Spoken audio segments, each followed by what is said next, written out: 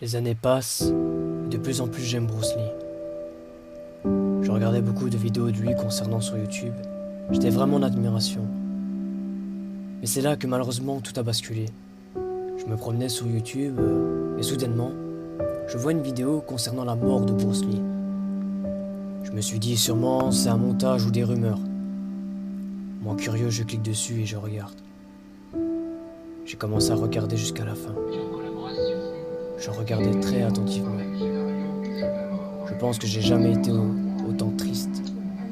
Il parlait que Bruce Lee était mort, d'une rupture d'anévrisme cérébral, la cause d'un médicament qu'il était allergique. J'ai commencé à halluciner, j'y croyais pas. J'étais vraiment pas bien du tout. J'étais perdu comme si on m'avait mis un couteau dans le cœur, quoi. Une journée vraiment cachée, une journée remplie de tristesse, moi qui adorais Bruce Lee. Le soleil se couche et il est l'heure d'aller dormir. Dans mon lit, je pensais à beaucoup de choses. Je me suis souvenu du moment où je regardais le dernier film de Bruce Lee, Le jeu de la mort. Je me suis rappelé qu'au début, c'était pas lui. Et c'est là que j'ai compris le pourquoi.